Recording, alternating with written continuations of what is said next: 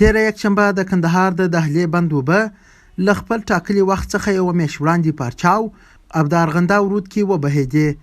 د کندهار د ارغنداب د سیندیزې حوزې مسؤلین وایي د ژمي له وختي پیل له امله له لسیزو وروسته د دهلې بند د دلوي په میاشت کې ډکیږي چې په دې توګه به سږکال د کرهنیز اړخه آباد او د اوبو کموالی به نه وي.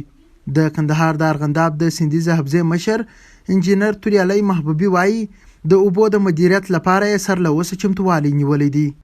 تېره شپه چې د 28 د دلوي یا دغه څلوېښتې میاشتې شپه سي اوبه پارچاو سوللې، همدا اوس هم په رود کې جریان لري. په تېرو 12 ورځو کې په فوقالعاده ډول باندې تر 420 تر 500 متر مکعب پر سکند د دې بند اوبه راللې، همدا اوس هم اوبه روانې دي. خوشبختانه چې غرونه هم د واورو ډک دي. په سنج ماشا او میزان لوړو زموږ په کچمنټریا کې هغه ابجیره ساحه چې زموږ د کاسې ډم ته اوبه ځینې راځي، هلته په پراخه اندازه باندې واوره لرو چې هغه یخی ده او هغه په تدریجي ډول باندې د راتلونکو میاشتو تر ساعته تر سرطانه پورې انشاءالله موږ له هغه څخه اوبه ولرو.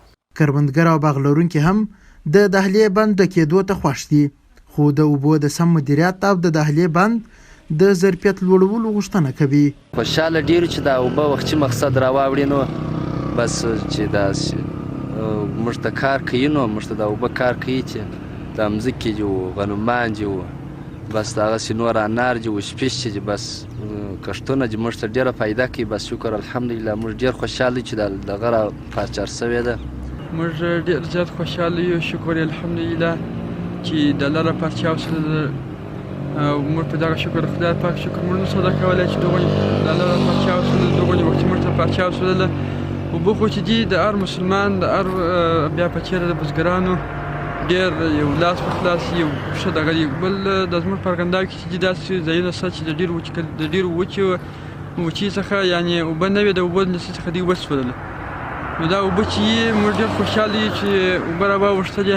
د دهلې بند د هیواد په کچه د اوبو د لویو او سترو زیرمو څخه ګڼل کیږي چې د کندهار د کرهنیز سکتور په وده کې ځانګړی اهمیت لري.